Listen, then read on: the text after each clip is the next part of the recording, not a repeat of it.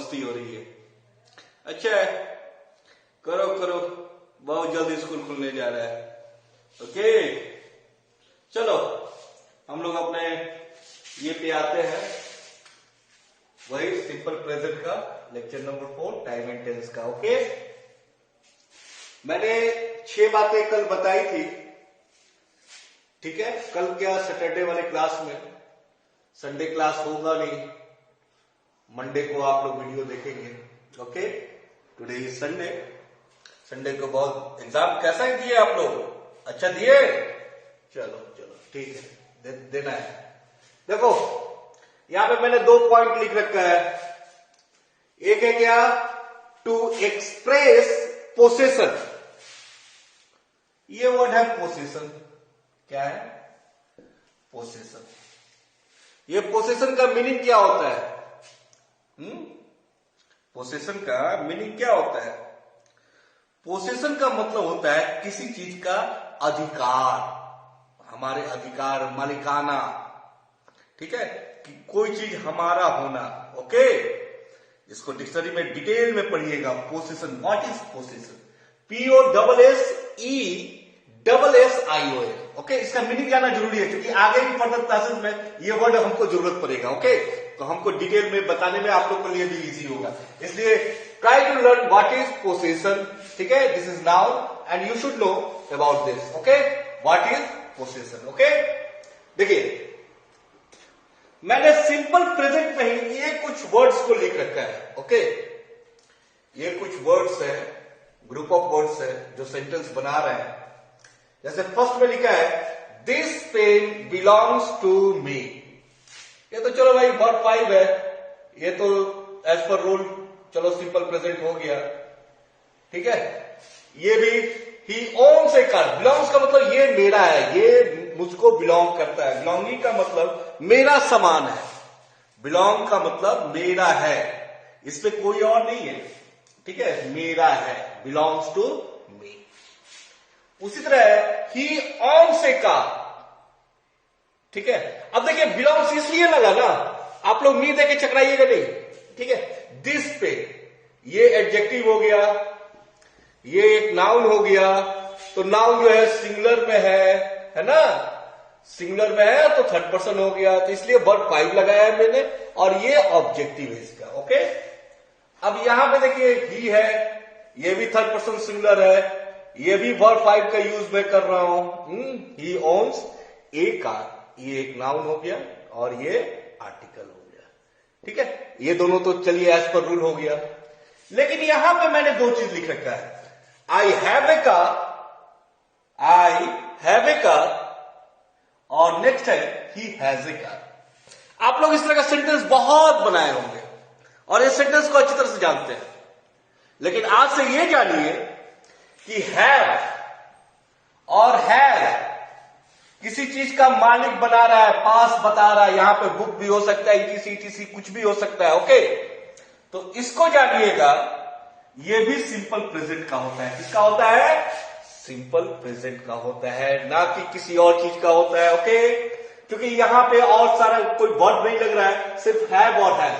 आइए थोड़ा सा हैव और हैज का हम लोग थोड़ा सा वर्ड फॉर्म देखते हैं। आप लोग की जानकारी के लिए मैं बता दूं, हैव का भी होता है, यहां पे हैव लिखा है मैंने, सेकेंड फॉर्म में लिखा हैड, थर्ड फॉर्म में भी लिखा मैंने हैड, ठीक है, फोर्थ फॉर्म में लिखा मैंने हैविंग,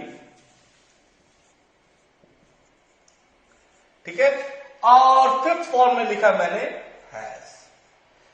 अब ये हो गया वर्ब 1, ये हो गया वर्ब 2, ये हो गया वर्ब 3, ये हो गया वर्ब 4, और ये हो गया वर्ब 5। इसका डिफरेंट टाइप का यूज होता है, इसका बहुत सारा टाइप का यूज होता है। धीरे धीरे करके जब स्टडी करेंगे, जब मैं आप लोग का लेक्चर लूंगा, तो ये सब चीज भी क्लियर होगा।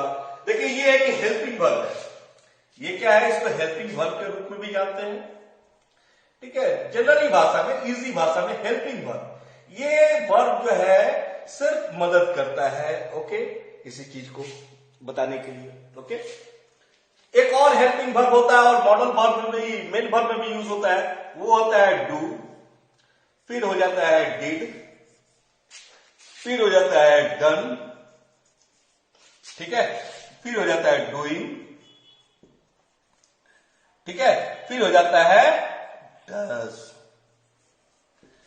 ओके, तो ये सब चीज है, इसको दोनों को आप लोग फॉर्मेट को समझ के रखिए, ठीक है। जनरली हेल्पिंग वर्ब में हैव और हैज आता है, उसी तरह इसमें डू आता है और डज आता है हेल्पिंग वर्ब के रूप में, बाकी सब वो मेन वर्ब में भी यूज हो जाता है, ठीक है ना। तो इस चीज पे भी डिटेल होगा, लेकिन ये चीज कॉन्सेप्ट आप लोग दिमाग में रखिए, इसलिए मैंने हैव लगाया है। आई के साथ हैव हुआ तो वर्ब वन लगा दिया मैंने, ठीक है। फिर ही के साथ थर्ड पर्सन सिंगुलर हुआ तो वर्ब फाइव लगा दिया मैंने। तो ये तो सिंपल प्रेजेंट ही है ना, इसके बाद तो कोई और मेन वर्ब नहीं है।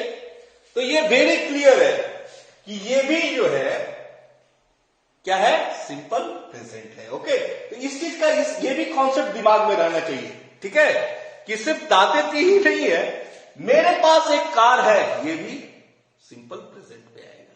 मैंने क्या बोला था, ये अब इससे आगे की ओर सीखना है। ओके, तो आगे हम लोग सीखेंगे, है कुछ नया चीज सीखेंगे, कुछ अच्छी जानकारी डेप्थ में जाएंगे। मैंने आपसे वादा किया था, मैंने कमिटमेंट किया था कि अगर आप सीखेंगे, अगर मैं सिखाने से पीछे हटूं तो बोलना, कमेंट में लिखना। Okay, go ahead. नेक्स्ट क्या है, ये तो हो गया पोजीशन बताने की चीज, ठीक है, मालिकाना हक बताने की चीज। नेक्स्ट क्या है, नेक्स्ट है हमारा to express fixed plan, fixed plan, एकदम निश्चित प्लान को, निश्चित योजना, कोई एक ऐसा निश्चित योजना, ठीक है, फ्यूचर का, किसका, फ्यूचर का, फ्यूचर का कोई भी निश्चित योजना हो, उसको बताने के लिए हम इस सिंपल प्रेजेंट का यूज करते हैं। जैसे कैसे, जैसे ऐसे कि यहां पे लिखा हुआ है कि द स्कूल, द स्कूल, ये थर्ड पर्सन सिंगुलर नंबर है, रीओपन्स, ये वर्ब फाइव है, ठीक है। ऑन मंडे, मंडे आज नहीं है, मंडे कल होगा, या नेक्स्ट मंडे कभी आगे आने वाला मंडे, या यहां पे कोई एक मंथ होगा, या यहां पे कोई एक डेट होगा, ठीक है, जो आगे भविष्य की बात हो। तो ये जब रहे ऑन, ठीक है, तो आप इस सिंपल प्रेजेंट के स्ट्रक्चर को यूज कर सकते हैं और करते हैं। आप लोग स्कूल के नोटिस बहुत सारा ये में इस चीज का यूज होते हुए देखे हैं, ठीक है, और देखेंगे भी आगे। ओके, तो ये से अब जानिए कि हमको इसका फ्यूचर के लिए भी यूज कर सकते हैं। We can use this simple present structure in future plan when the plan is fixed. याद रखिएगा, when the plan is fixed, बिल्कुल निश्चित है, उसको मेंशन करना पड़ेगा। Without mention it is not fair. Okay, तो हमको ये चीज लिखना पड़ेगा, ऑन मंडे या अक्टूबर, ऑन या पर्टिकुलर डेट को ये लिखना पड़ेगा। ओके, तो ये चीज, ये सेंटेंस को देखिए, ये भी सिंपल प्रेजेंट में है। ओके, और एक नेक्स्ट रूल है, लास्ट रूल, लास्ट रूल ही कहेंगे, ऐसे एक दो रूल और है, वो बहुत थोड़ा आगे आप लोग आइएगा, आगे का फर्दर कभी स्पेशल क्लास में हम बताएंगे, अभी के लिए वो कंफ्यूजन पैदा करेगा, इसलिए अभी हम नहीं बताएंगे। ओके, अभी हम नहीं बताएंगे, अभी इतना के लिए 9 चीज को याद रखना है, 9 थिंग्स को, 9 थिंग्स याद रखिए, आप सिंपल प्रेजेंट में कमांड कर लीजिएगा। ओके, आइए देखते हैं क्या लिखा है, कौन सा इज यूज, क्या simple present is use to express live broadcast. अब ये लाइव ब्रॉडकास्ट क्या होता है, टीवी कमेंट्री सुनते हैं ना, मैच तो सब देखता होगा, क्रिकेट वगैरह का, है देखते हो, उसमें कभी इंग्लिश कमेंट्री पे फोकस किए हो? अगर नहीं किए हो, अब कभी मौका मिले तो फोकस करना। ओके, और देखना कि उसमें कमेंटेटर कुछ ऐसा बोलेगा, हमने इंडियन कप्तान को ले लिया है यहां पे, कोहली को, रन्स आफ्टर बॉल, ठीक है, कहने का मतलब कोहली जो है वो बॉल के पीछे भाग रहा है या भागता है, कैचेज इट, ये कमेंटेटर बोलता है, catches it and throw it ठीक है, थ्रो इट, फेंक देता है। कैचेज इट हो गया तो ये भी थ्रोज हो जाएगा, ठीक है, क्योंकि कोहली जो है थर्ड पर्सन सिंगुलर नंबर है। Throws it on the stumps. Stumps का मतलब क्या हो गया, वो जो 3 विकेट लगी रहती है ना, उसको स्टंप्स बोलते हैं। स्टंप्स एक्चुअली वो 3 प्लस उसका जो बेल्स होता है, वो सब मिला के स्टंप्स होता है, ठीक है।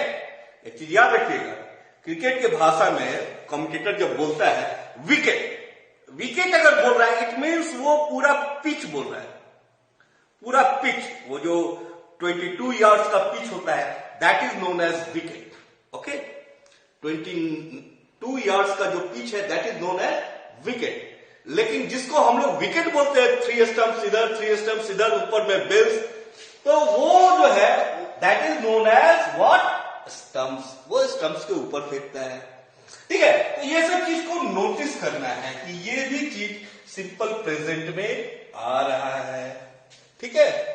तो और भी चीज है जो इसका स्ट्रक्चर को डिफाइन करता है, लेकिन इतना चीज हमारे समझ से अगर आप लोग बार बार फोकस के साथ देखेंगे तो सिंपल प्रेजेंट का ये सारा, ये जो 8 लिखा और ये जो 9 लिखा, 9 is enough for you, okay. अगर आप उसको डेप्थ में समझेंगे, याद रखिए मेरे पास नहीं, अगर आप डेप्थ में देखेंगे तो इतना एनफ है। अगर एनफ है, बहुत एनफ है। और इजी बनाने के लिए हम आप लोग को कुछ और भी चीज डिटेल कर दे रहे हैं, ठीक है, इजी बनाने के लिए। ये स्ट्रक्चर को याद रखिएगा, रब कर रहा हूं, और थोड़ा सा इजी, क्योंकि पर्सन का भी रिकॉल हो जाएगा आप लोग को, ठीक है, पर्सन का भी रिकॉल हो जाएगा कैसे हम वर्ब को पुट करेंगे।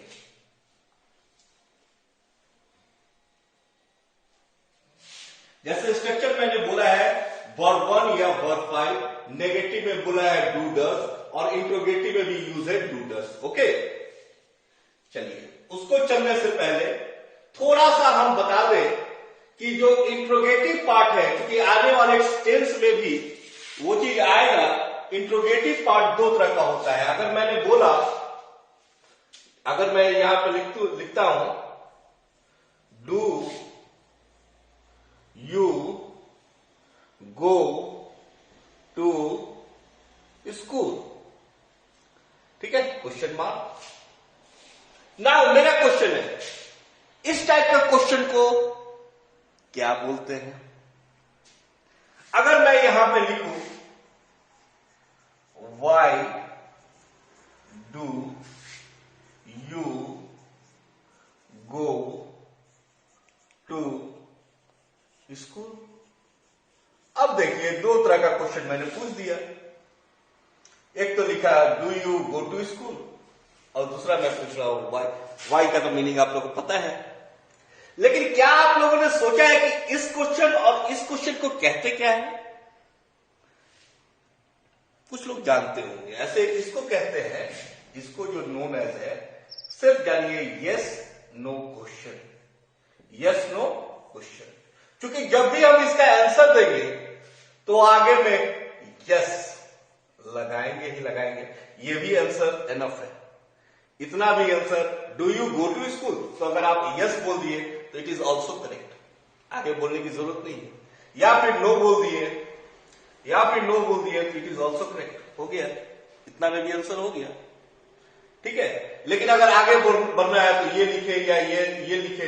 अगर मान लीजिए सपोज दैट यस लिखे तो कॉमा लगा दिए, ठीक है, तो उसके बाद लिखे yes I go to school. जिस तरह का क्वेश्चन है उस तरह का आंसर हो गया, ठीक है, हो गया ना। अगर हम इसको देखेंगे, इसको कहते हैं WH क्वेश्चन। इसको क्या कहते हैं? WH क्वेश्चन, ठीक है, WH क्वेश्चन। इसको हम लोग WH क्वेश्चन के रूप में जानते हैं। इसमें एक्सप्लेनेशन देना होगा, इसमें कारण बताना पड़ेगा। ये वाई की जगह वेन भी हो सकता है, वेयर भी हो सकता है, हाउ भी हो सकता है, ठीक है, ETC जो भी है वो सारा चीज हो सकता है, ओके। तो यहां पे जब आंसर देंगे तो हम लोग कुछ ऐसा देंगे, आई go to school, ठीक है, to learn, ठीक है। आपको ये बताना पड़ेगा कि हम स्कूल क्यों जाते हैं, कुछ सीखने के लिए जाते हैं, कुछ समझने के लिए जाते हैं। तो ये चीज रहेगा। अब ये मत सोचिए कि स्ट्रक्चर मैं इसमें दिया तो सर ने ये स्ट्रक्चर क्यों नहीं दिया। अरे सिंपल तो है, ये तो रहेगा ही, इसके आगे तुम लोग पुट कर लो वाई या वेन या वेयर, कुछ भी पुट कर सकते हो एनी टाइम, लेकिन स्ट्रक्चर जो मेन है वो तो यहीं से रहेगा ना, ठीक है। इस चीज को समझो तुम लोग। कभी भी लिखना, राइटिंग या क्वेश्चन समझने के लिए ये दो डिफरेंस होना बहुत ही जरूरी है। ओके, तो ऐसा लगता है कि शायद आज का लेक्चर आप लोग को पसंद आया होगा। ओके, और इसको अच्छा से कीजिए आप लोग, ये मेरी बहुत दिली ख्वाहिश है, ठीक है। हृदय का जो एक ये होता है, इच्छा होता है, ठीक है, वो चीज है। जो चीज है मैं शेयर करूंगा आप लोग को, ठीक है। आप लोग इसी तरह रहिए और मैं सिखाने के लिए तैयार हूं। और अभी तो समय मिल रहा है, मेरा समय भी आप लोग के माध्यम से पास हो रहा है, इसके लिए बहुत बहुत तुम लोग जिस तरह से जुड़े हो तो मेरा भी मन जो है ना और ज्यादा उद्वेलित होता है, प्रबल होता है। चलो, बच्चे में कुछ सीखने की तमन्ना है। ओके, मैं सिखाने से पीछे नहीं हटूंगा। Okay, so what I want, your devotion, ठीक है, your dedication, okay, your hard working. These three words I want from you.